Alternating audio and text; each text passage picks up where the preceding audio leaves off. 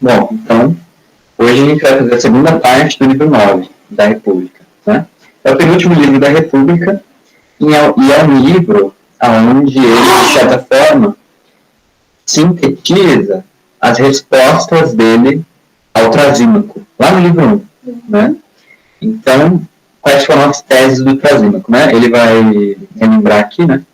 Mas basicamente as teses dele era que a injustiça ela é mais útil do que a justiça e que a vida do perfeitamente injusto é mais feliz, mais prazerosa do que a do perfeitamente justo. Né? E o Platão, enfim, né, a gente está vendo, ele está tentando responder isso, investigando qual é a natureza da justiça e da injustiça. Tá? O que aconteceu, né, na primeira parte do livro 9, então, foi que ele falou sobre a alma do tirano, né? Que a gente pode fazer um correlato, né? Em que o tirano seria o perfeitamente injusto, né? E o guardião, o rei filósofo, seria o perfeitamente justo. Um é perfeitamente justo porque ele conhece o que é a justiça de fato. Ele contemplou a justiça e a ideia do bem, né? De sair da caverna. E o tirano, por ele estar preso, atormentado pelos seus desejos e guiado por ele não tem esse tempo nem esse conhecimento de saber realmente o que é a justiça em si, né? Então ele sofre da mais completa ignorância, tá? E por isso, então, ele pratica injustiça e é infeliz. Enfim, essa foi a primeira parte do livro 9, né? Na segunda parte do livro 9, o Platão ele vai dar outras duas demonstrações de como a vida do justo é mais prazerosa, mais feliz do que a vida do injusto. Né? A primeira prova, então, foi essa, né, de que o tirano, ele, como ele é atormentado, ele é mais infeliz. Né? Inclusive, é engraçado, né, que, ó, 579b, o Platão, ele faz, né, o Sócrates e o Adimanto, se não me engano, darem um veredito da mesma forma como eram dados os vereditos nos concursos de tragédias, né? Então, vou ler aqui, ó, vocês pegarem mais ou menos o estilo.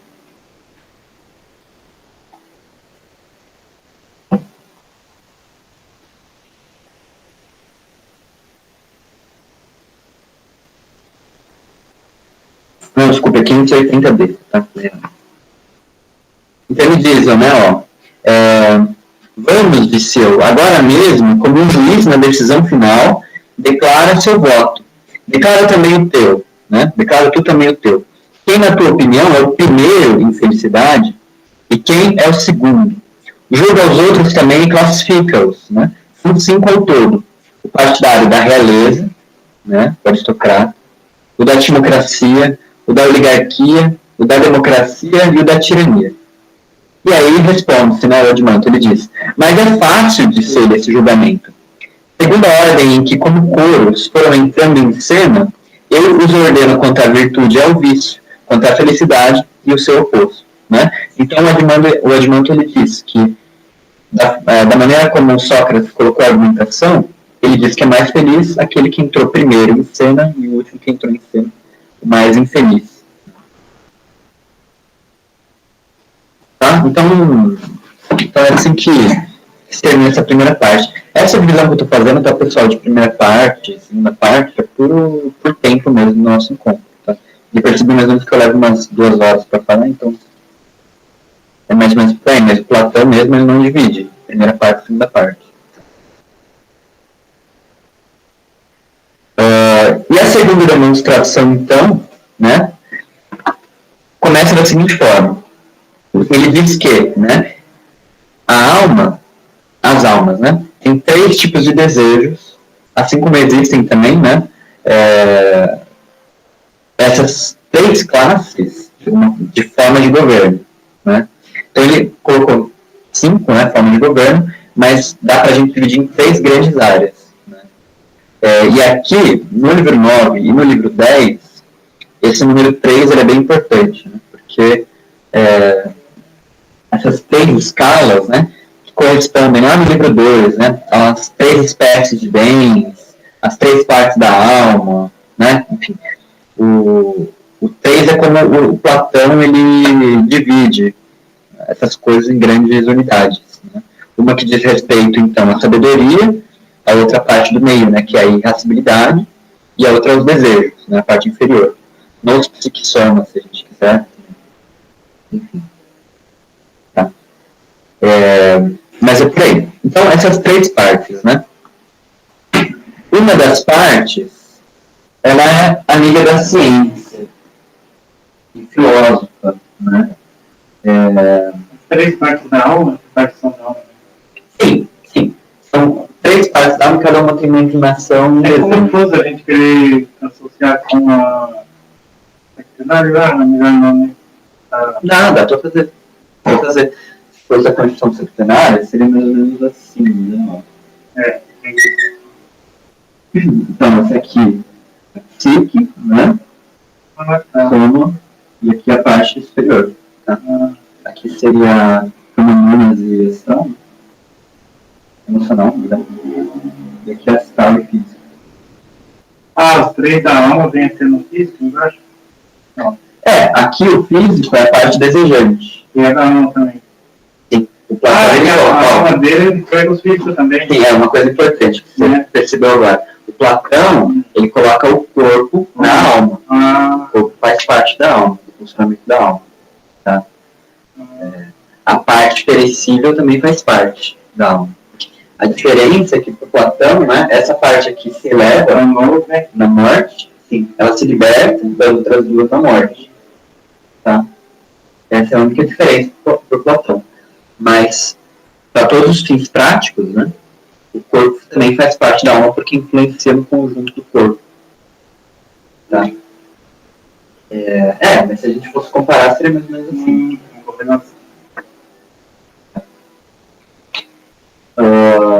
Enfim, então, essas 3 partes da alma, né?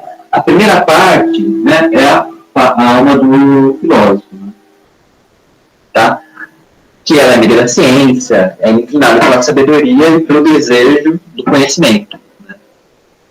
A segunda parte, ela é aquela alma do homem de prata, né? Então, aquele que é ambicioso, amigo das honras, do crédito, do mérito, né, da aprovação, da vitória, né?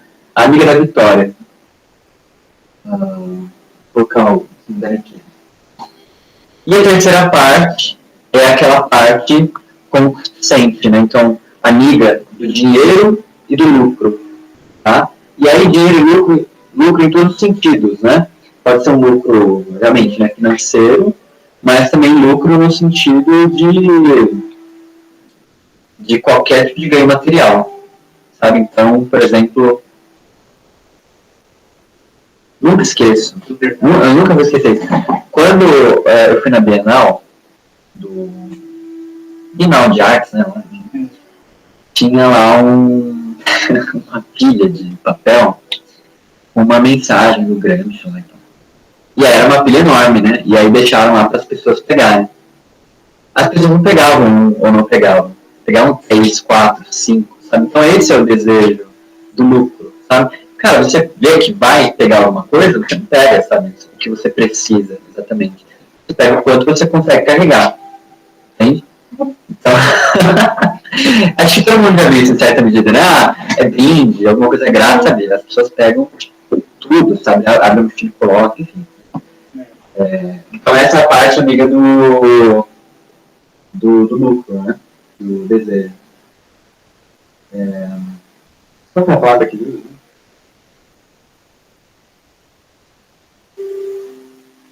Esqueci a palavra aqui. Cubismo. Mas pode cubismo. Esqueci a palavra em grego. Em grego. Enfim. Dinheiro. Dinheiro em grego se escreve crema, tá, né?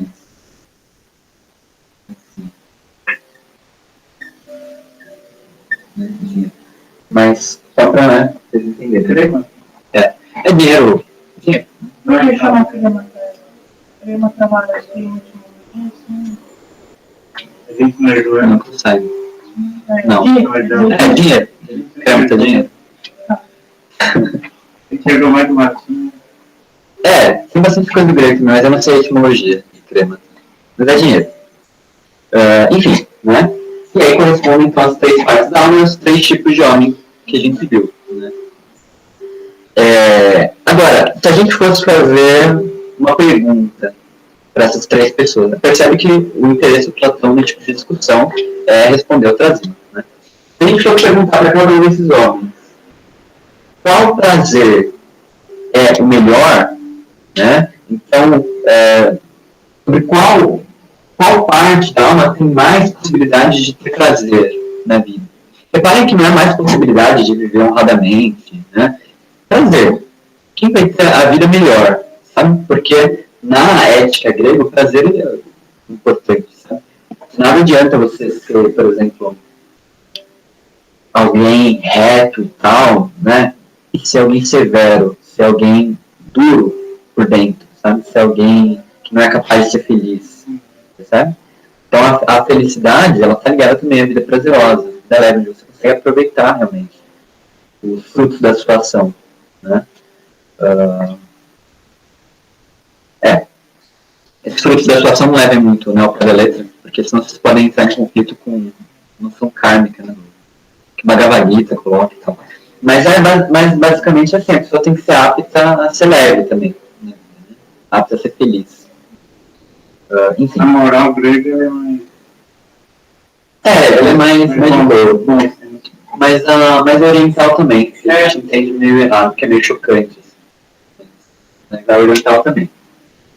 Então, a pergunta é essa. Qual desses 3 teria razão, falaria a verdade, sobre qual das partes tem mais possibilidade de prazer?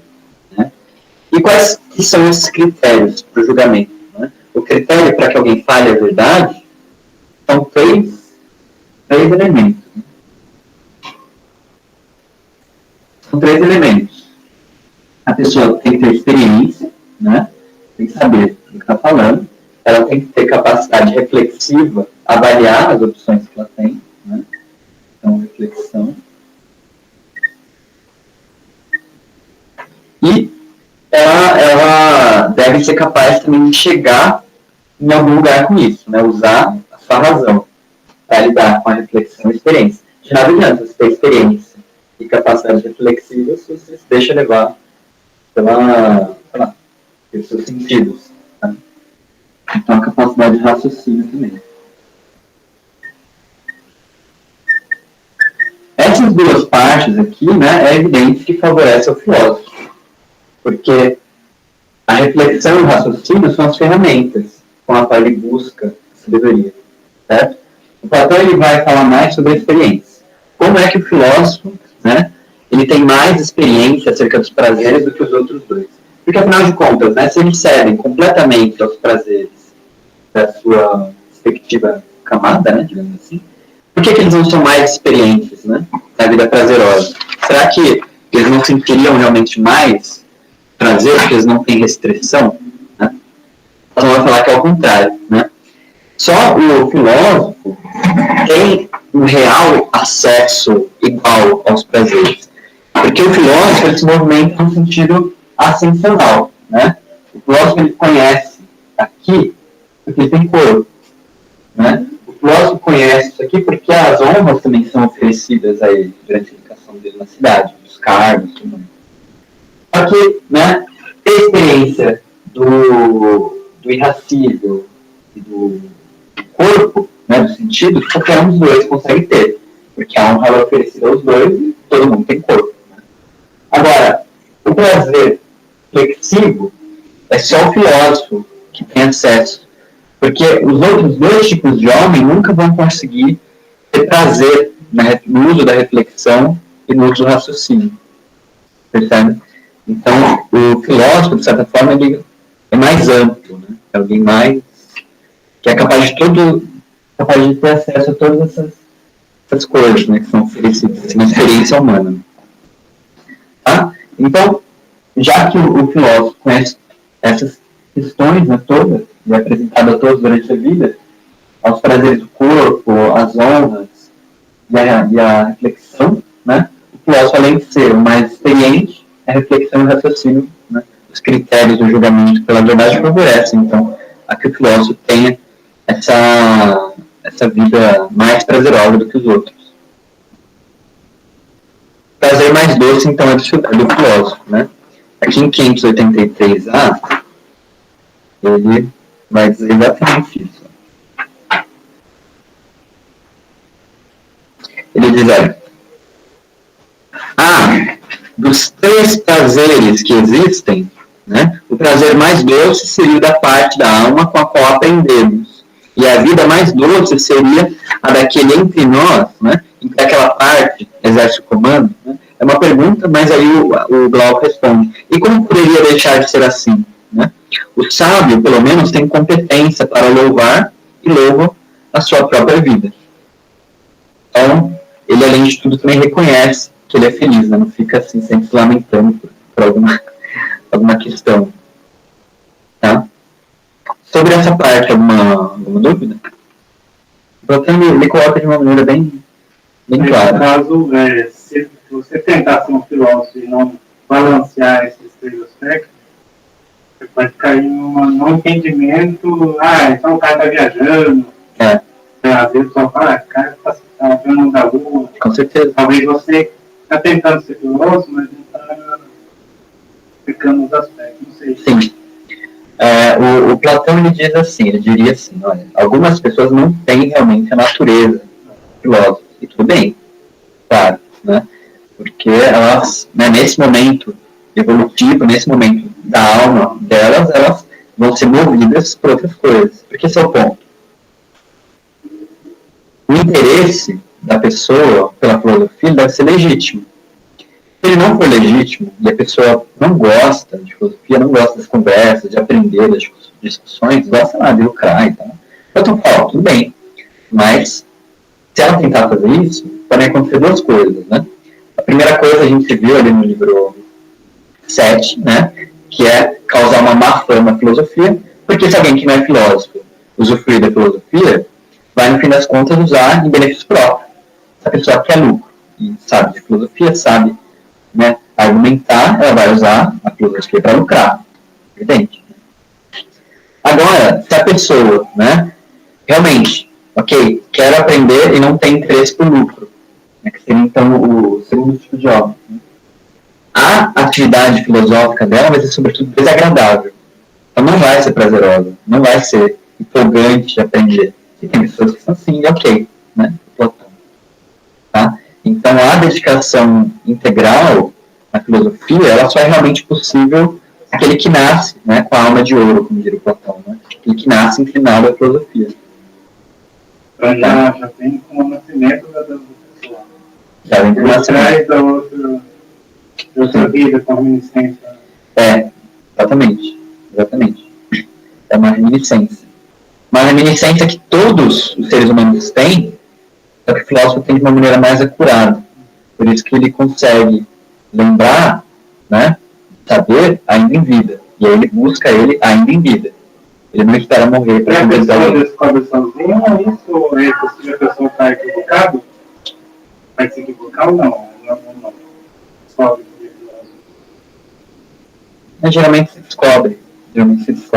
A sociedade, de alguma forma, tenta sempre nivelar, né, os seres humanos, para que aquele que se destaque ou ocupe um alto cargo aqui ou aqui, né, ou seja, uma pessoa super rica e esqueça da filosofia, ou seja, uma pessoa super honrada e ambiciosa e esqueça da filosofia.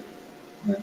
Aqueles que conseguem se destacar disso, o Sócrates diz que são poucos, mas que são também notáveis, né, e o fazem por alguma condição excepcional. Aí ele cita lá, né, ele próprio, que ele não consegue nem ser isso, nem isso, apesar das capacidades dele, porque ele tem um bichinho, né? Ele tem um sinal divino, né? Daimon fala com ele sempre que ele está no caminho errado, na filosofia. E aí ele diz, nem que eu quisesse, eu poderia ser outra coisa. Né? Por isso que na apologia, quando as pessoas falam assim, ok, Sócrates, nós não vamos te matar desde que você fique quieto. Sócrates vai falar, eu não consigo. Então me matem. Né? Então por isso. Aí tem outros casos que ele coloca, né? O discípulo dele lá, que por uma condição de saúde, né? Ele não poderia trabalhar e não poderia, né, nem trabalhar nos negócios, né, nem qualquer tipo de cargo público, saúde muito frágil. Então, tendo a natureza de filósofo e tendo tempo livre, o que a pessoa vai fazer, né? Vai exercer a filosofia. Assim, casos excepcionais, né? Mas a pessoa geralmente descobre ou por esse choque com a sociedade ou pelas condições, né, materiais da pessoa, deixar que ela faça a filosofia. E obviamente que esse conceito é temporal, né? Não é, a gente usou antigo, novo, moderno, né? Para falar de filosofia, Sim. a gente não está preso na linha de tempo. Filosofia é filosofia, né? Não tem... Sim. Apesar da palavra ser grega, né? Filosofia a gente encontra em qualquer lugar, em qualquer... É do humano, né? É do ser humano, sim. E eles também não separaram filosofia e religião, né? Então, igual a gente faz hoje, né? A gente faz essa classificação, isso é religião e isso é filosofia. Para eles, o divino está no homem, independente de qualquer coisa. Né? Eu acho que no Platão tem uma separação. Ela é mais sutil, mas tem uma separação, porque eu lembro de uma parte do livro... não sei, 3 ou 4, em que ele fala que o serviço religioso, né, deveria ser, já que uma pessoa faz uma tarefa só, né, na cidade ideal, o serviço religioso ele deveria ser dedicado ao sacerdote, não ao rei, por exemplo, não ao filósofo. A razão pela qual ele faz isso, acredito eu, né, seja porque o filósofo ele tem um conhecimento consciente do bem e do divino, e o sacerdote, o poeta, enfim, tem um conhecimento inconsciente disso, uma relação inconsciente. Então, o filósofo chega ao divino pela própria vontade, né, pela contemplação, por esforço, né, tem. Agora tem gente que realmente não precisa de nada disso, já está ali. Então essa é a diferença que ele estabelece. O Platão, pelo menos, né? Tem a ver com você alcançar em vida, né? É salvação, né? Assim, você faz subir, até esse é o caminho para você na próxima, você se iniciar, você não sei o quê, entendeu? Porque tudo é em vida, né? Não tem salvação depois da morte, né? Eu estou acompanhando um canal que a menina está falando de Sócrates, lá da Líbia, e ela fala que não tem salvação depois da morte. A gente espera, mas não existe ela em vida, né? Então você vai galgando, né? E a sociedade, como ela nivela, ela te puxa, né? Ela te puxa para baixo, e ela não pega ninguém que está embaixo e puxa para cima. Por exemplo, esse que está lá embaixo, ele não vai ser puxado para cima. E aquele que está subindo, ele vai ser puxado para baixo. Sim. Entendeu? E a gente tem que sair um pouco desse condicionamento, né? Para poder chegar no nosso objetivo, né? Seria um objetivo, mas a gente vai passar por vários percalços para chegar nesse... né? Vai ter a sofrimento, a morte, né? Talvez ele tenha até atingido um nível que tanto faz, né? Ou então não, então ele fala com medo, né? Mas ele enfrentou, né? Mas eu acredito que não tenha tido uma loucura da parte dele. Ele teve alguma com certeza. Alguma consciência, mas realmente é uma coisa difícil, né? Com certeza. Seria aceitar a morte, seria um nível de acreditar na encarnação. Porque se você tiver convicção, porque às vezes o temor da morte é a extinção do eu, né? Aí o eu já se apegado ao eu, né? Vai ter extinção. Você vai aceitar a morte por quê? Você tem que ter porque ele sabia também que era inevitável também, não tinha como ele continuar vivo, né? Não tinha como ele negar o... Sim. Lá no inferno essa discussão ela é bem ampla nesse sentido. Que antes do Sócrates tomar esse culto, o que ele faz? Um discurso sobre a mortalidade da alma. Né? Então ele diz, olha, o que eu acho que vai acontecer? Né? ele diz isso.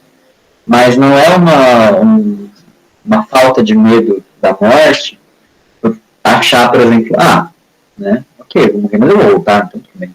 Não é isso exatamente. Porque, como você falou, né, existe a dissolução do eu, essa personalidade, essa casa. E a gente vai ver isso no Platão também, no finalzinho do livro 10, quando ele fala do mito de Eu, né? As pessoas escolhem a próxima vida. Enfim, mas isso está ligado também a um outro tipo de resposta ao Trasímaco, né? Que é uma resposta metafísica, né? Então, ou seja, que a justiça, ela não é uma propriedade humana, ela é uma propriedade cósmica, né? E nós, seres humanos, quando fazemos a justiça, a gente não simplesmente harmoniza as nossas relações sociais, mas a gente se integra ao universo, né, à ordem do universo. Beleza? Mas isso a gente vai ver lá no livro 10 e no Felon. Então essa, né, é a segunda vitória, né, do justo sobre o injusto. A primeira é que o justo, ele é mais livre do que o tirano, porque o tirano está sempre acossado pelos instintos, né, pelos seus escravos, sempre ameaçado pelos seus escravos.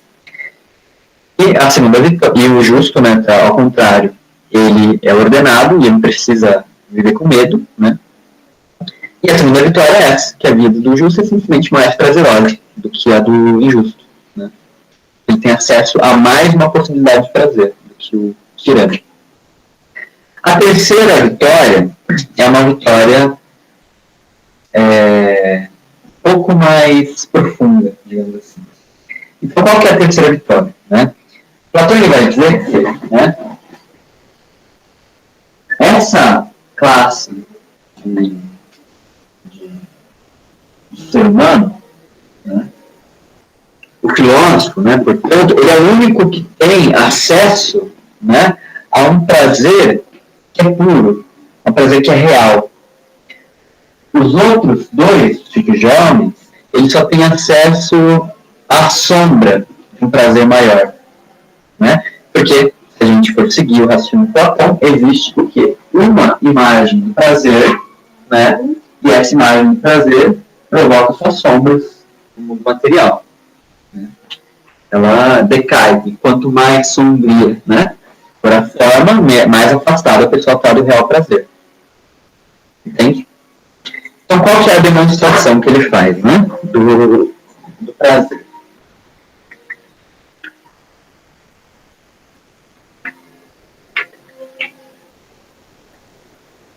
A demonstração que ele faz, né, por que o filósofo tem acesso ao prazer real, né, ele diz o seguinte, olha, né, então, ao longo da nossa vida, a gente, né, sofre prazer e dor. Então, aqui a gente pode colocar a dor, né, e aqui a gente poderia colocar o prazer. E o homem comum, né, vive as oscilações desses polos, de forma que, quando ele está sentindo dor e essa dor para, ele acha que ele está sentindo prazer. E quando ele está sentindo prazer e esse prazer para, ele é levado para a dor. Só que a gente, né, a dor e o prazer, eles não vêm exatamente um do outro, né, eles não puxam um ao outro. E um exemplo que o Platão coloca para isso é que, por exemplo, tem prazeres inesperados que não nascem de dor, e dores inesperadas que não nascem de prazer. É só a gente pensar, por exemplo, que a gente está andando, descalço, e pisa em prego, numa madeira. A gente estava tranquilo. A gente estava, né, andando nas flores, estava tendo uma sensação prazerosa, incrível, e ia pisando prego de nada. Né? Até poderia ser, mas o caso é a gente está andando tranquilamente e pisa no prego. A dor, ela surge do nada. Né? Da mesma forma, a gente está andando aqui na Copa, desce a escada e sente o cheiro maravilhoso ali da comida do café. É um prazer também que desperta do nada, né? A partir de uma sensação neutra. Então, existe esse ponto neutro. Né? Como é que eu vou falar? Ele diz aqui que é o ponto médio, né? onde nós não somos afetados nem por prazer, nem por dor, ao contrário, a gente está em calmaria, né? Certo? E aí, então, quando alguém está sentindo prazer intenso, e para de sentir esse prazer, a pessoa acha que está sentindo dor, mas na verdade ela voltou para cá, percebe? Quando a pessoa está sentindo uma dor horrível, né? Para usar a apologia que a gente estava falando, o Sócrates ele fala com os grilhões, né? Quando o Sócrates tira os grilhões e ele coça, né? A ferida, ele diz, olha que interessante, né? Parece que eu estou sentindo prazer, mas não, né? Então, quando alguém deixa de sentir uma dor, ela acha que está sentindo prazer, mas, de novo, ela voltou para esse ponto médio, tá? E isso é importante, né? Porque, normalmente, reparem no número 3, de novo, tá? E qual que é a questão, né? Além da dor e o prazer não serem em pausa do outro, né? Que existe, então, esse ponto médio. Essa ilusão de que existe um deslocamento, né? Ela é gerada por uma ignorância nossa acerca daquilo do que é verdadeiramente prazeroso e do que é verdadeiramente doloroso, né? Vamos pensar no outro exemplo, no exemplo que ele usa, que alguém está subindo e descendo uma escada, né? Pode usar um elevador aqui, mais visual. Então, o elevador aqui tem três andares. Né? 3 andares. Alguém que está no baixo, né? Baixo, médio, alto. Alguém que está no baixo, ele vai para o médio e olha, né, para baixo e fala, nossa, como eu estou alto, né? Como eu estou, né? Me superei, né? Agora acabou, né? A pessoa acha que está no alto, né? Da mesma forma, quando alguém que está no alto desce, lá para o médio, ela acha que está no fundo do poço. Né? Nossa. E novamente, né? Esse tipo de ilusão do deslocamento, né? De você achar que está no fundo do poço quando você está no meio, ou de achar que está no alto quando você está no meio, ela é gerada pela ignorância, né? Do que sejam esses 2 pontos. Certo?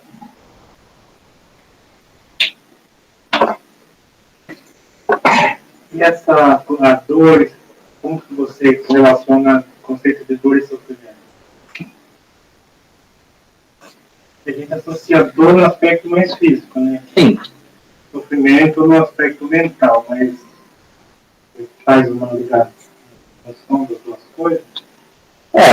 O Platão, que os exemplos que ele coloca são, independentemente se são sofrimento psíquico ou físico, é a mesma coisa. São do mesmo nome. Eles estão no mesmo nível de proteção ou agressivo. Porque, de novo, na Constituição Septenária, o sofrimento do qual se fala é sempre um sofrimento que está aqui nessas 2 esferas. Não. Então, tanto faz se é psíquico ou físico. Lida-se geralmente da mesma forma. Na verdade, nós que associamos, né, a dor com o físico e o sofrimento. Sim. Nós classificamos assim. Ok? E aí ele coloca, então, né, essa ideia da ilusão do deslocamento, e ele vai usar outra imagem, né, outro exemplo para que a gente consiga ilustrar isso. Né? Pense, por exemplo, uma sensação de fome. Né? A fome ela é uma espécie de carência, né, do corpo. E quando você preenche essa fome, você de alguma forma suprindo essa carência volta para uma sensação do meio, digamos assim. E, em outro aspecto, né, existe também a ignorância, que é uma espécie de carência da alma, né, uma espécie de carência desse alimento, né, mais sofisticado da alma. E quando você preenche ela com uma sabedoria, né, ou ciência, né, algum conhecimento importante, você também supra essa deficiência da alma. Tá? Depois desses exemplos todos, né, acerca do deslocamento, ele faz uma consideração sobre aquilo que diz respeito à alma é mais valioso para a gente do que diz respeito ao corpo, né? Do que aquilo que diz respeito ao corpo. Simplesmente porque aquilo que diz respeito à alma está mais próximo da realidade das coisas do que o corpo, né? Então, novamente, pensem lá na caverna, né?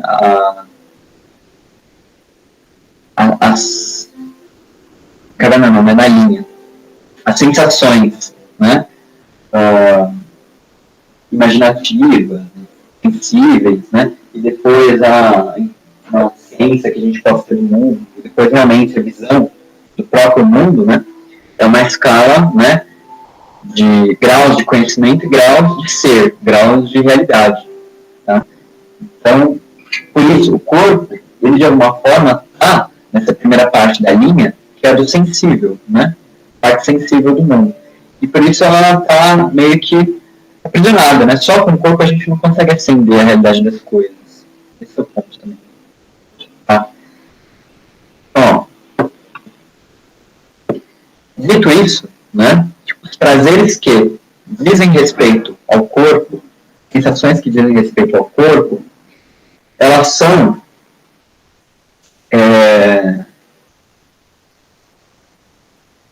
sombras, né, daquilo que diz respeito à alma. Então, 586A.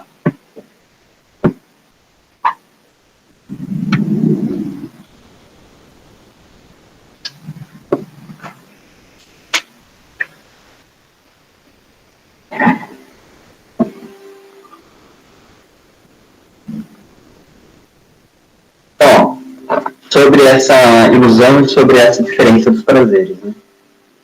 Ele diz, olha, os inexperientes da sabedoria e da virtude, frequentando banquetes e festas desse tipo, né, ao que se vê, dirigem-se para baixo até o momento em que de novo voltam ao ponto intermediário e por aí ficam vagando toda a sua vida, sem jamais transpor esse limite.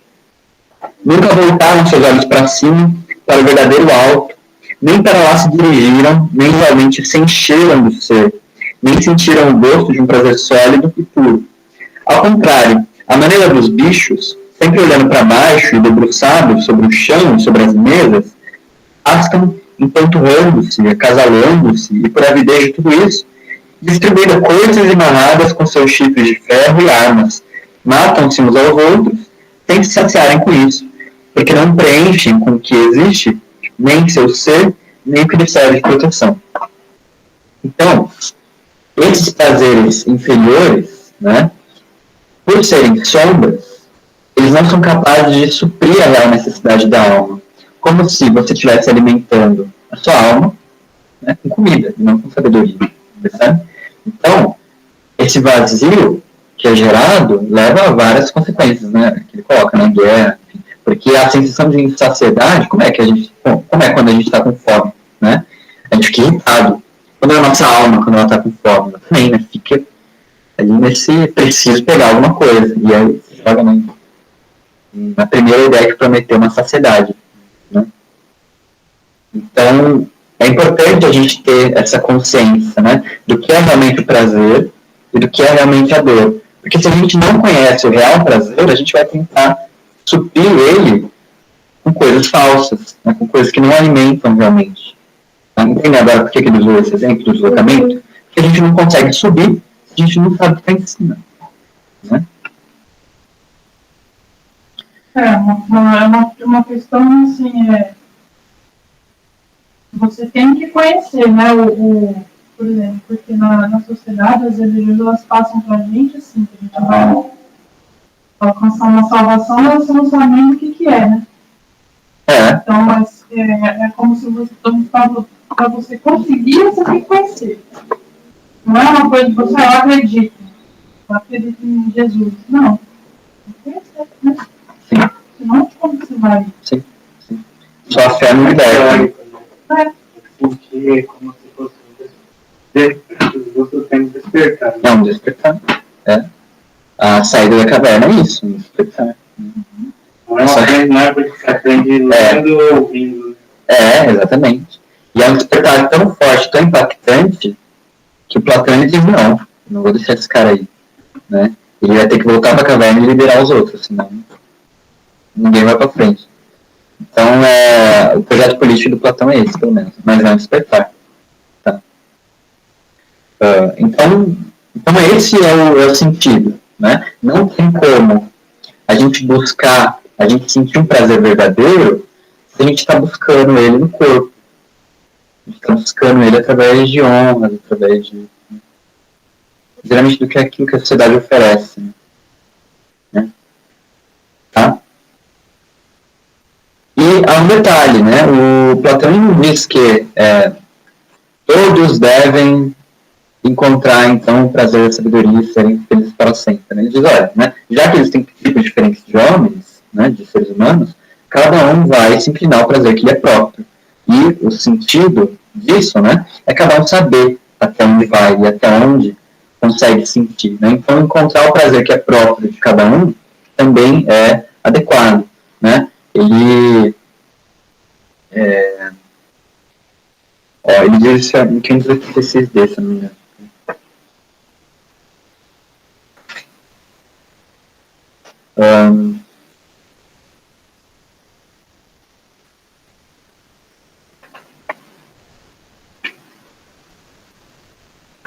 Né? Ousamos afirmar que, dentre todos os desejos relativos ao amor do lucro e ao amor das honras, os que seguem a ciência e a razão, e com eles buscam os prazeres que a inteligência lhes indica, alcançarão também os prazeres mais verdadeiros, e como são capazes de alcançar os prazeres mais verdadeiros, porque seguem a verdade, também alcançarão os prazeres mais próprios deles, se é que o melhor para cada um é o que lhe é mais próprio. Né? Então, o que ele diz basicamente aqui né, o filósofo ele tem acesso a todos os prazeres, mas ele consegue acessar o prazer que é mais próprio a ele. Né? Por inferência, a gente também consegue falar, né? Cada um sobe até onde é capaz no momento. Né? Certo?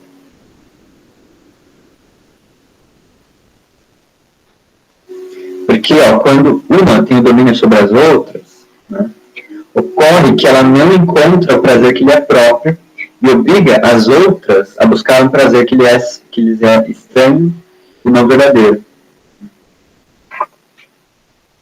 Ok? Então a felicidade e o prazer, né, só para a gente finalizar, elas consistem no uso da razão e da filosofia. Né? E vai usar a razão e a filosofia para quê? Né? Para saciar os instintos? Não. Né? No uso da razão e da filosofia e encontrar o que é verdadeiro, né? E através disso se preencher com o que é verdadeiro, né? Se preencher com o ser, porque nele também está o verdadeiro prazer. Né? Então percebem que para Platão também existe uma unidade das ideias, que aquilo que é bom, na ideia do bem, por exemplo, né? Que é o sol de todas as ideias, né? Ali também está contida a ideia do prazer, a ideia, né? Tá? Então alguém que tem acesso ao bem também tem acesso às outras ideias, né? Tudo junto. Né? Ok? E quanto mais alguém se afasta dessa noção da verdade, né, do bem, do verdadeiro, enfim, né, quanto mais alguém se afasta disso, menos ela vai estar apta a sentir prazer.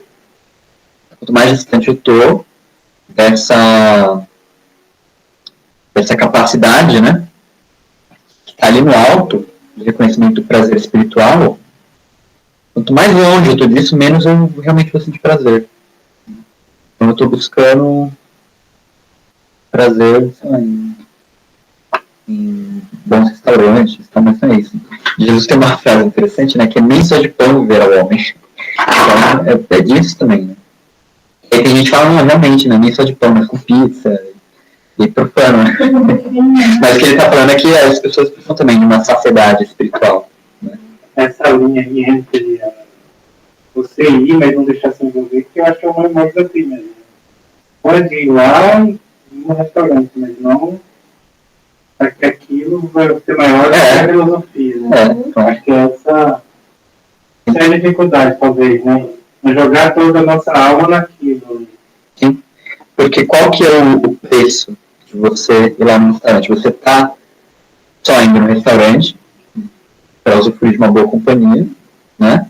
ou você está indo num restaurante em detrimento de alguma virtude sua, sabe?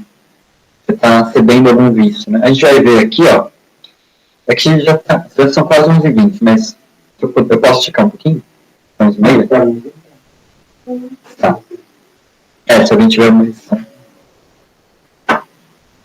Porque a gente vai ver isso nesse finalzinho do livro 9, né? Ele fala acerca... Vamos pensar como é o ser humano, né? Vamos tentar imaginar como seria a alma do ser humano. E é bem engraçado. Então, né? As teses do Trasímaco, então, que a injustiça é mais útil, não confere, né? E de que a prática da injustiça torna uma pessoa mais feliz também não confere. Né? Justamente, né, por conta disso que a gente conversou, mas também por quê? Né? Vamos imaginar como é a imagem da alma humana. Né? Então ele constrói uma imagem que é mais ou menos assim. Né? Vamos pensar, né, que dentro da alma humana são em círculo várias cabeças de animais diversos, né? Desde o mais feroz até o mais brando. Né? E todos esses animais estão ali juntos, né? No mesmo lugar, no mesmo corpo. Tá? Isso é importante, no mesmo corpo. Tá? Essas várias esferas dentro desse corpo, né? Desenhar um corpo, né? Um corpo sem forma, né? Uma ameba. Então, esse corpo no qual elas estão dentro é o corpo humano, né? Porque o invólucro, aquilo que preenche, né, todas essas esferas, tem a forma de um braço, de uma perna, que é como ser dentro de nós, quem é realmente o ser humano, né? É um animal, né? A gente tem essa forma, só que dentro de nós existem essas cabeças dos monstros escondidos, tá? Cabeça dessas feras escondidas. E qual que é a questão? Né? A ordenação ou desordenação dessas feras vai dizer como é que o ser humano vai ser, como é que ele vai se comportar. Não se trata, por exemplo, de matar as feras ou de jogá-las fora, para ficar seu corpo, não, que não funciona. Né? As feras, elas são o que animam o ser humano. Né? E essa palavra, né, animar, é importante, porque as feras, elas consistem em aquilo, né? Os gregos eles chamavam de psique. Psique nada mais é, para o Platão, do que o movimento, aquilo que nos move, né? Faz eu levantar da cadeira e sentar, mas também que faz eu pensar. O movimento, ele é físico, né, mecânico, mas ele também é metafísico, né, digamos assim. Posso me movimentar de um lado para o outro, mas também posso me movimentar em direção ao meu propósito. Por exemplo. Posso me movimentar em direção ao bem. Tá? Então é o objetivo da ação, no caso. A questão é o objetivo. É que move para destruir, é que move para construir nesse sentido. Né? Porque a energia é uma só, o movimento. Né? O movimento, ele... Então a intenção está em jogo, né? Sim. E também a intenção. E aí, é muito claro agora, né? O descontrole dessas esferas é a injustiça. Porque lembram, né? Que a justiça é a ordenação da cidade e do ser humano. E a ordenação dessas esferas, né? Você escolher quem vai ficar do lado de quem, escolher quem vai comer primeiro, quem não vai, sabe? Né? Você ordenar os seus impulsos, os seus instintos, é a justiça, né? Aqui eu vou ler uma passagem bem interessante, o 588e até 589.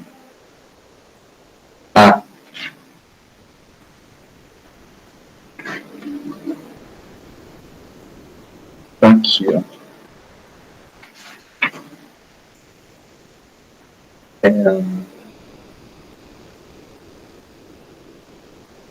Então ele diz, não, modela para elas, pelo lado de fora, a forma de um só ser, né, a do homem, de forma que para alguém não ser capaz de ver o interior, mas apenas o envoltório exterior parecendo um único animal, o homem, né.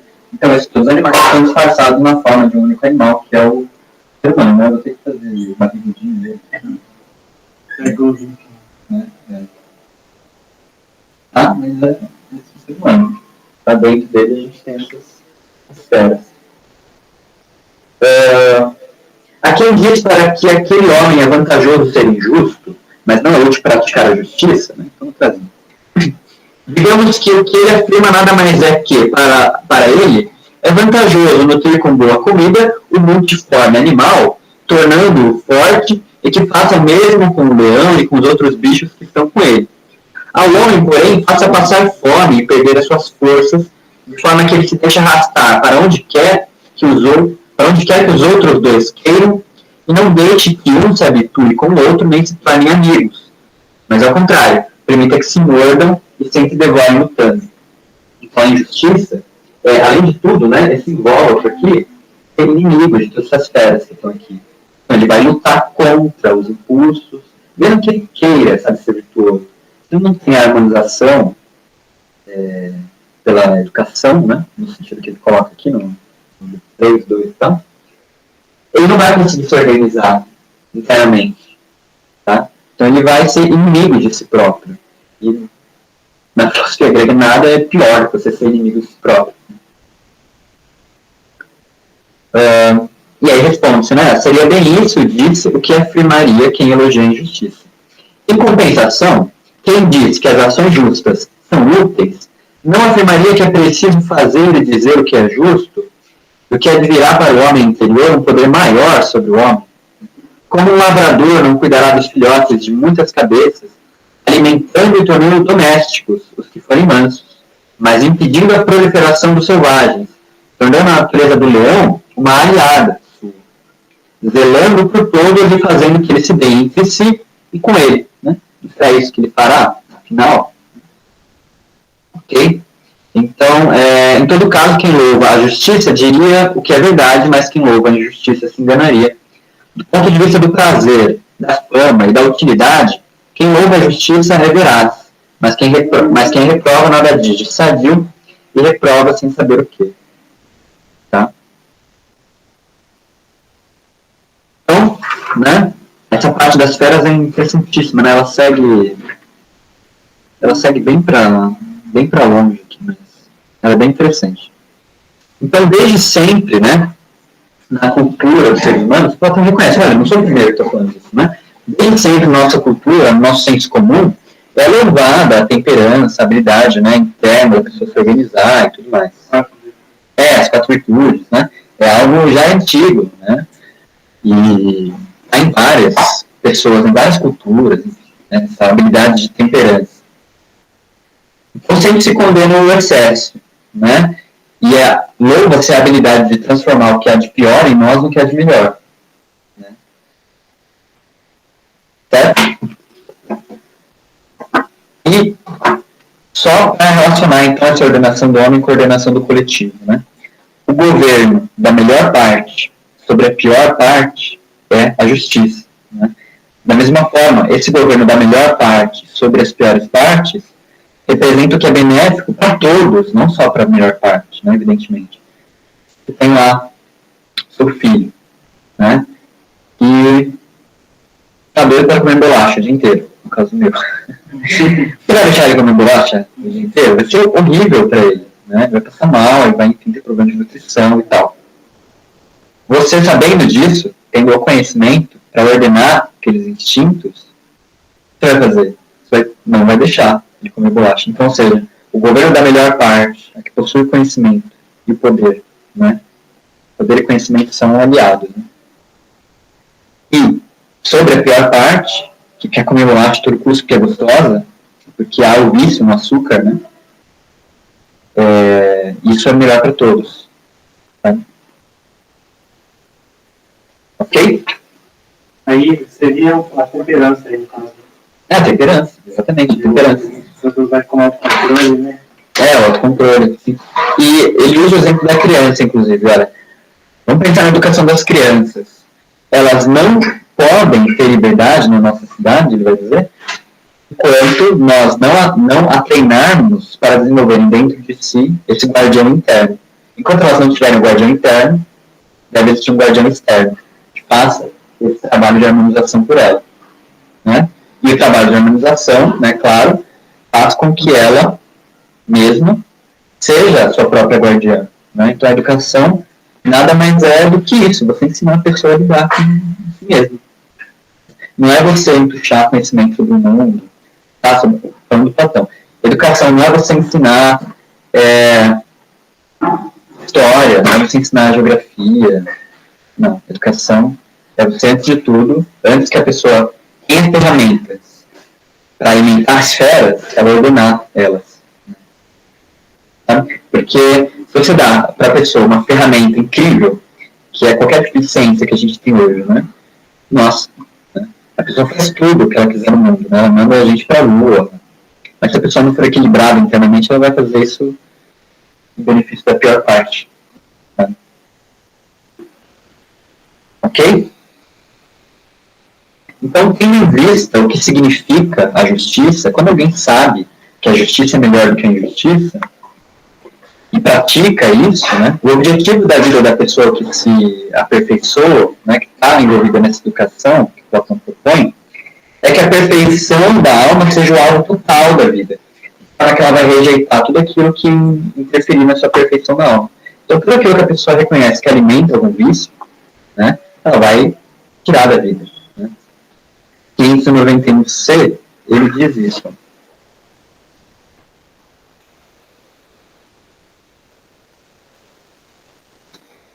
Porque a própria pessoa, né, conhecendo-se a si própria, vai saber o que é melhor para ela ou não.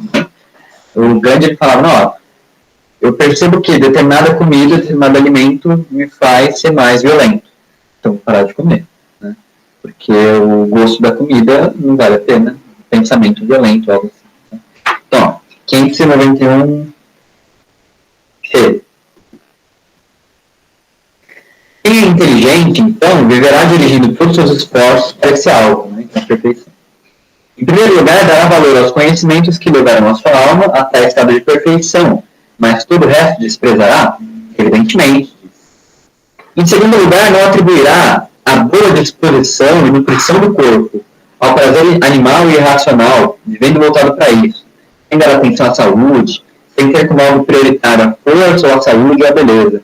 Se não for para que, com elas, venha a ser temperante, ao contrário, né?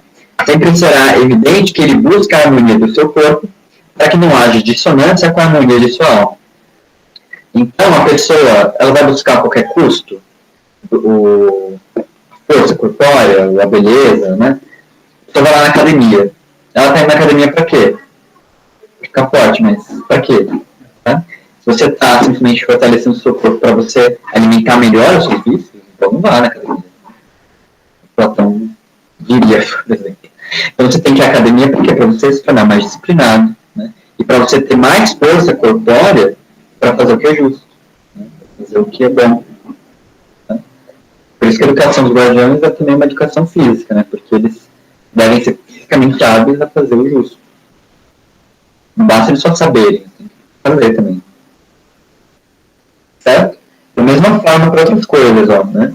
Então, falei, ao adquirir riquezas, ele não buscará fazê-lo estabelecendo o que é prioritário e adequado, ou sem deixar-se dissuadir pela multidão, que já o tem como um afortunado, aumentará ao infinito o grande volume de suas riquezas à custa de infinitos males. Então, a pessoa também vai buscar riqueza a qualquer custo? Não. Se ela já se tornou rica pela exploração das pessoas, ou enfim, causando algum mal ao mundo, só ao meio ambiente e tal, não vai fazer. Porque o que ela está fazendo entra em conflito com o princípio maior, que é a busca da justiça e da harmonia. Certo? Então ele afasta tudo o que o afasta da busca da justiça e da perfeição e vai acolher tudo o que o aproxima da justiça e da perfeição. Tá bom? Nesse sentido, o conceito de justiça não é uma mera burocracia você determinar, mas é um meio, uma coisa que fica feita internamente, que a gente tem um conceito mais artificial. Sim. Se vocês quiserem uma definição... É muita vida sua. Sim. E como se a justiça fosse só um cargo. Eu ocupo um cargo na justiça. Ah, é? Então, o meu corpo, a minha alma, tem que ter também uma harmonia de justiça com a Sim. Sim. Não é externo, né? A justiça, ela é algo que transcende o ser humano. O ser humano ele só é capaz de se ordenar assim, porque a natureza também é ordenada. Então, só para vocês pensarem, né, assim, as relações. O que o Platão fala não é novo. Tá? A mitologia, ela traz isso também, né? Só que ao invés de falar de um rei filósofo, ela fala de Zeus. Quem que é Zeus? É aquele que tem o poder, a sabedoria e ordena o universo. Então, Zeus, ele é a raiz de todo o poder, de toda a justiça. A mitologia coloca isso na figura de Zeus, outras mitologias equivalentes vão colocar na figura do seu ordenador de mundo. Então, a justiça, né, ela institui uma ordenação. Tá? Ordenação do quê? Fazendo com que a melhor parte domine a pior parte. Que com isso as coisas funcionem. As coisas funcionem e cada um faça aquilo que deve fazer por todo. Né? Então, olha como a natureza está disposta. Né? Uma planta, ela não vai crescer e destruir tudo. Sabe? Ela não vai crescer. Eles não vão crescer, se desenvolver e tal, e destruir tudo e pronto, porque elas querem a hegemonia. Não. A planta ela vai crescer, mas sempre vai ter uma outra espécie que vai controlar o seu desenvolvimento. Da mesma forma, né? Você tem o sol, você tem a noite. Esse equilíbrio na natureza é fundamental para o funcionamento das coisas. Né? E essa autoridade, essa hierarquia que se coloca sobre a dominação da natureza, para a natureza dele é Zeus. E o Platão faz simplesmente colocar, né? Ele não fala Zeus, né? Na teoria dele, mas ele fala do bem. Tá? Então é equivalente. O cósmico, o estoicismo também vai falar disso, né? O cósmico que rege. Sim, exatamente. E essa é a questão, né? Como você falou, a justiça não é uma criação humana. Ao contrário. Né? Se não segue a justiça da natureza, esquece, né? Você vai ser rodado rapidamente. Porque a justiça, o que ela é? É uma adequação do ser humano ao cosmos. O ser humano se ordena internamente, porque ele, assim como todos os outros seres, né, faz parte da natureza. E deve, inserido nesse mundo, né, ordenar-se, equilibrar-se. A justiça que a gente acaba adotando no Ocidente, ela tem pouca correlação com isso daí, no caso. A gente estuda a razão, mas não tem tanta influência. A justiça tem muita herança de Roma, né? A justiça... Mas assim, acho que na raiz dos processos de Roma também tinha essa ideia, né? Porque Roma também pega bastante parte da questão assim. A diferença é que, né? Essa é a ideia da justiça. Para você aplicar ela nos pormenores da sociedade, você vai precisar reger as relações dos seres humanos. Né? E para você reger as relações dos seres humanos com equilíbrio, você precisa saber, Platão diria, né, quem é o homem de ouro, quem é o de prata, e qual é a função de cada um, para que as pessoas se coloquem na sociedade felizes e úteis, né, ao todo. Quando você perde o conhecimento de quem é quem e do que faz feliz as pessoas, aí acabou a aristocracia, né, a cidade já se vê dividida. Então, para que exista isso, né, no contexto humano, precisa de um rei filósofo, alguém que saiba o que é e como aplicar. Trabalhar primeiro de sujeito, depois prepará-lo para exercer. Por isso que na mitologia, por exemplo, falavam-se que os reis, né, eles eram quem, né? Os reis, vocês já leram Homero? Sim. Os reis, eles são alunos, né, os discípulos de Zeus. Tá? Justamente, eles pegam essa lei universal, cósmica, natural e aplicam nos homens.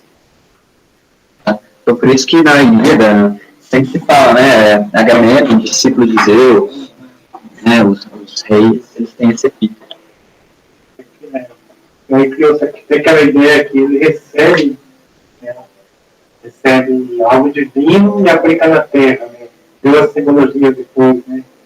Ele tem um conflito, não, ninguém é tão bom para dizer que recebe algo divino, né? Depois até gerou um conflito, né? No período histórico, mas a raiz é essa, né?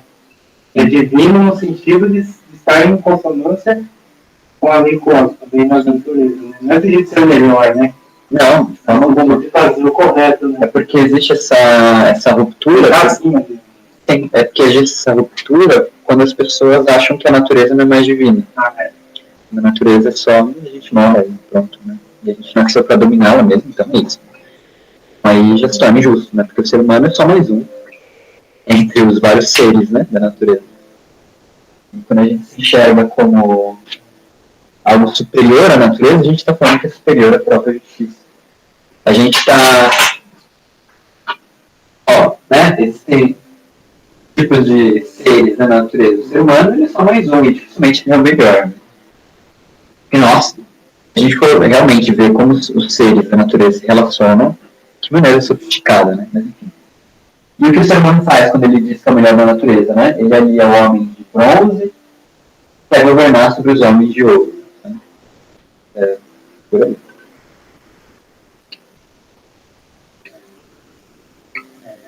Você fala que é bom da natureza. Na verdade, você não é bom, você é parte, né? E é o bom.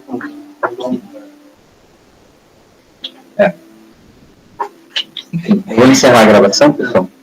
A gente pode continuar no café.